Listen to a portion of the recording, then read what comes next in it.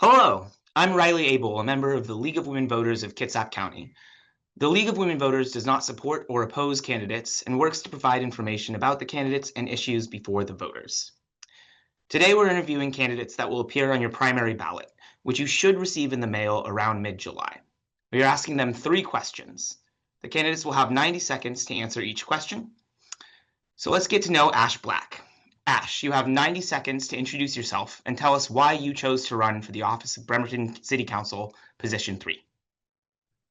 Hello, and thank you for this opportunity. I appreciate everyone joining us today. As you know, my name is Ash Black, and I'm running for Bremerton City Council, District 3. I was raised working class, and I also became a young parent very early. So I understand what it means to face hard choices and live without a safety net. Since then, I've dedicated myself to community storytelling and civic engagement. And whether that's through episodes of my show, Afternoons with Ash, where most people know me from, mentoring young leaders, or amplifying local nonprofits, uh, I try to promote causes that make our community stronger. I'm running because I believe Bremerton deserves leadership that listens, leadership that acts with integrity, and builds a future that is rooted in equity, access, and care. I bring not just ideas to the table, but a history of showing up, being willing to speak out, and helping other people find their voices. And that's the kind of council member that I intend to be for District 3 and all of Bremerton.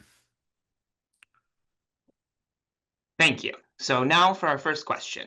If you were elected, what would be your top priorities as a city council member, and how would you implement them? I feel like one of my top priorities would be to make sure that Bremerton doesn't just grow, but that we rise together. This is something that's very important to me, and this is rooted deep in everything that I do. Right now, I feel that too many families are being pushed out of the city. It's a city that they helped build, and that the conversation around housing needs to expand beyond just additional dwelling units and duplexes. I believe in building a future where working families can dream big again, and where they're not stuck in survival mode, but can vision home ownership, generational stability, and access to the same opportunities that others have long enjoyed here in Kitsap County. I think that starts by pushing for deeply affordable mixed income housing, supporting land trusts, and making sure that new development includes paths towards ownership, not just temporary rentals. Our policies should reflect a belief that everyone deserves a foundation that is strong enough to build a life on. And that's what I'm working towards every day here in Bremerton, and we'll be working towards on the city council. Thank you. How would you stimulate economic growth and employment diversity in the Bremerton area? For me, I believe that housing and economic growth are both directly linked, and we're not going to build a stronger foundation in our economy unless the foundation is stable. If it's based on instability, it will never grow. And so I believe that when families can afford to stay and build and thrive here in Bremerton, they will become the backbone of our resilient economy. And that's why I support small business development, training programs, especially for underrepresented workers, and growth in industries like clean technology, creative services, and infrastructure, fields where I think that Bremerton can shine. But I think one thing that really sets me apart is that I believe that there is something bigger under our hands here, and that's showcasing our local excellence. I truly believe that when we invest in our local artists, in our tradespeople, in our educators, in our entrepreneurs, that we will show potential investors and industries that this city is rich in talent and ready for innovation. Thank you.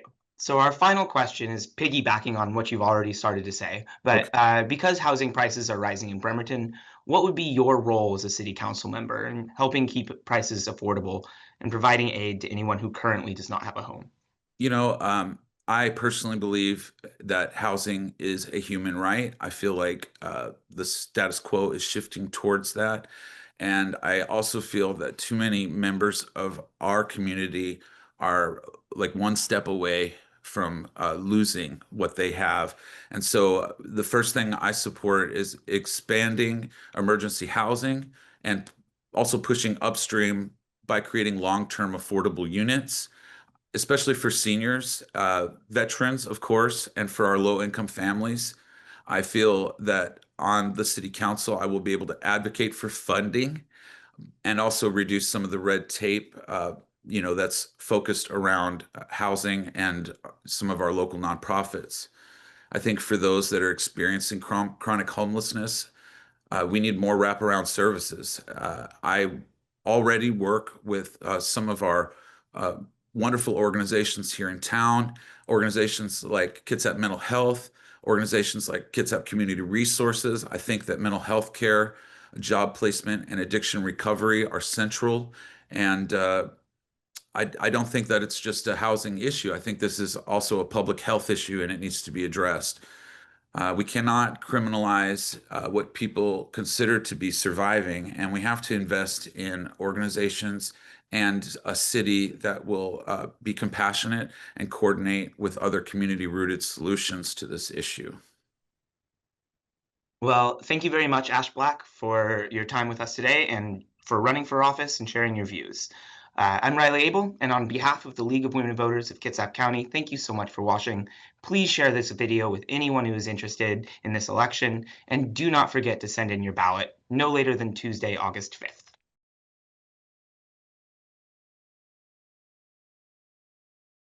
Hello, I'm Riley Abel, a member of the League of Women Voters of Kitsap County. The League of Women Voters is a nonpartisan organization that does not support or oppose candidates. Our mission is to provide information about the candidates and present issues to the voters. Today, we're interviewing the candidates that will appear on your primary ballot, which you should receive in the mail around mid-July. The format for today is to ask each candidate 3 questions. They'll have 90 seconds to answer each question. So let's get to know Christy Cammarata. Christy, you have 90 seconds to introduce yourself and tell us why you chose to run for the office of Bremerton City Council, Position 3. Perfect. Thank you so much for allowing me this time, by the way. But my name is Christy Cammarata, and I am running for City Council in Bremerton in District 3. So I have been married to my husband for 17 years, who's a firefighter here with the City of Bremerton for the last 16 years. And I have 3 children, ages 12, 10, and 8. My professional experience is that I am a current Washington State employee for the last 18 years. So with Washington State, I have been with Healthcare Authority for the last 3 years. I'm a program manager dealing with Medicaid reimbursement in a financial services division here. Previous to this, I worked with emergency medical services and trauma care as a regional director for the Department of Health. Before that, labor and industries, I worked in their legal services division as a settlement negotiator. And my very first job with the state was as a support enforcement officer. And I did that for a few years and then actually moved into their administrative hearings department. I have co-led the regional EMS and trauma care technical advisory committee. I did that from 2017 to 2022. My educational background is that I have a bachelor's degree from California State University, San Marcos, and I am actually a certified paralegal. And I have been, my kind of fun claim to fame is that I set up and coordinated the Bremerton Fire Department Santa Run, as well as the Bremerton Mullet Mom. Thank you, Christy. Now, for our first question. If elected, what would be your top priorities as a city council member, and how would you implement them? So I think my first priority with City Council would actually be to establish a good relationship with City Council. That's one thing that I've seen on our current City Council in the workings with the heads of departments right now, the mayor, and even amongst themselves sometimes.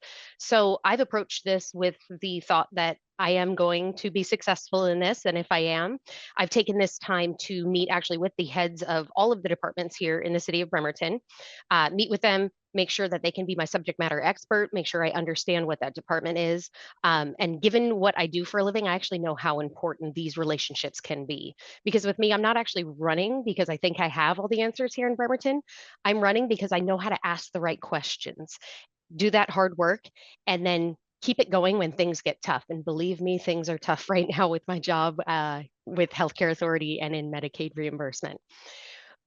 I know that the city government is going to be different than the job that I do right now, but I do know that some of the skills are the same and very important. So it's working through those complex issues, building consensus together, and also staying focused on real measurable results. And that's something that I think that I bring to the table. Most importantly, my top priority is that I care deeply about the city of Bremerton. I absolutely love Bremerton and the people that live here, and I am so ready to serve the citizens of Bremerton. Thank you. On to question 2. How would you stimulate economic growth and employment diversity in the Bremerton area? So I think that Bremerton has so much potential, which we've heard over and over in different ways. I think to stimulate economic growth here, we need to make Bremerton easier to build in and invest in. And we've heard it time and time again that streamlining the permit process is probably the first step in that. And I know that the city has been taking steps to doing that, but I think that needs to be a large priority. In addition to that, I really believe in supporting mixed use development, kind of that where on the bottom level is something fun for everybody. The second level is somewhere to live or office buildings, as they go up. I think that brings not only jobs and housing, but it also provides community spaces together for everybody. In addition, I think that we should also make sure that the city of Bremerton is actually walking the walk. As I've met with everybody, I found that the majority of people who work for the city of Bremerton don't actually live in the city of Bremerton. So prioritizing local hiring and making sure that our decision makers want to live in the city that they're making decisions in. As an elected official in all of this, the mayor and city council, we're required to live here, but it's the other levels of decision makers that I would love to see living in the city, that we are all bringing together that community feel for ourselves, both in employment and in our personal lives. Thank you. So your final question today is, housing prices are rising in Bremerton. So what would your role as a city council member be in helping keep prices affordable and providing aid to anyone who currently does not have a home? So I think part of the problem with this is defining what we're looking at when we're looking at keeping prices affordable and providing aid to anybody. So there's multiple categories of housing that needs to be available to people based on their needs and what we're looking for. I will be honest, the multifamily tax exemption, the MFTE, that has been discussed quite a bit in the last couple of meetings, I do think needs to be evaluated immediately. I believe that there needs to be more oversight done to that program. I don't think that program is necessarily a bad program. I just think that we need to have more robust reports with it, readily available to people, understanding that there is proprietary information that's in that for the participants in that program, but really evaluating the program more so that there's a better understanding of that particular program. We're seeing some things publicly in the last few weeks, including very public sales of real estate that are being made available to everybody, where they're actually advertising the fact that these properties fall underneath the Properties Act tax exemption. Thank you. And the price of those housing are nowhere near what you would expect to be in any sort of affordable housing definition. So I think that that's unfortunate, and I think we need to start targeting what that means in each category and working from there. Thank you. So thank you to Christy Cammarata for running for office and for sharing your views with us.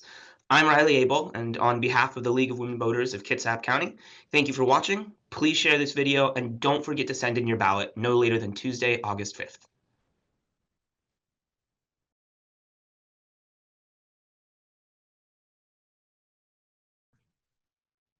Excellent. Hello, I'm Riley Abel, a member of the League of Women Voters of Kitsap County. The League of Women Voters is a nonpartisan organization, so we don't support or oppose candidates. Our mission is to provide as much information to the community about the candidates and the issues before them. Today, we're interviewing the candidates that will appear on your primary ballot, which you should receive in the mail around mid-July. We're asking them 3 questions, and each candidate will have 90 seconds to answer the question. So let's get to know Micheal Simond. Micheal, you have 90 seconds to introduce yourself and tell us why you chose to run for the office of Bremerton City Council, Position 3. Hello, my name is Mike Simons. I have been a resident of Bremerton since 2014. I moved out to the greater Kitsap area in 2012 as part of the Navy moving me out here. I used to work on submarines as a nuclear missile technician. Got out in 2017 and was invited to come join the Redfin Real Estate Company, where I became a real estate agent for the area, bringing kind of a Seattle-based company to the Kitsap area for the first time and using technology to kind of modernize the home buying experience. Came in really handy during the COVID era.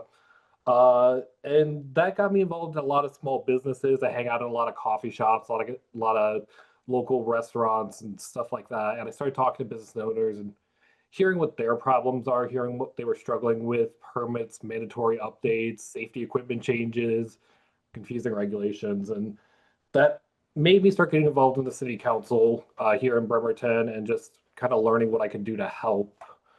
From that, just kind of sprung this whole desire to get involved with the city council and the legislator and kind of help the city work a little bit better with my knowledge and expertise and background in construction, home building, and technology and data analytics. So it's kind of the best way to summarize me is I want to just modernize the way we do things for the city. Thank you very much. So for our first question, if elected, what would be your top priorities as a city council member, and how would you implement them? Yeah, so recently, I think it was like December of 2024, the county has changed its permitting system to a much more modern system that we can analyze, track, and just have a better faith in how the permits are getting processed and what the holdups are. And I would like to bring that to the city of Bremerton. Very similar system, bring a tracking system, a data analytics system. So when you go in to put in a bathroom or something like that, you know it's going to take a month and not 6 months or 8 months or 9 months. Or when you submit a permit, it shouldn't go anywhere. So that's the first thing I would want to implement. The second thing is I want to look at a multi-process system for our homelessness, making sure that people are going to the places that are going to have the right resources for them. So if you need somebody detox, they're going to a detox center first before we're putting them in housing, and we're not housing them with somebody who is detoxed and sober, because you don't want an active user and a sober person being in the same room. I think there's many different ways we can look at that, but I think that right now the city is looking more towards a one-size-fits-all kind of program for homelessness, and I think that that's not the way that we should be doing it, and I would like to work with the city council to change that approach. And then the third thing is I just really would like to be a better mouthpiece for the city services. We have pool passes and wood shops and ice rinks and all this other stuff that people can use. And every time I tell people about like the Bremerton One app, nobody knows what it is. They haven't downloaded it. So I just want to be a better mouthpiece for what the city's providing for its citizens. Thank you, Mike. All right, on to question number 2. How would you stimulate economic growth and employment diversity in the Bremerton area? So the big way I'm going to look at economic growth is getting small businesses back into our downtown corridor and to our business development areas, right? So redeveloping the Harrison Heights neighborhood that is full of a bunch of empty medical buildings that haven't been rented out, finding a way to turn that into something else. Getting Quincy Square fully occupied, getting all of 4th Street and Pacific occupied, and extending down even further to 11th so that our downtown corridor is Burwell, Washington Ave, 4th, Pacific, 11th, just making sure that that's a tight-knit neighborhood instead of people just focusing on the corners of 4th and Pacific, where it seems to be all the activity is right now. There are other businesses down there, and I think that if we got the more occupied and got more services down there to help fix up some of those older buildings, that we could definitely build our tax base.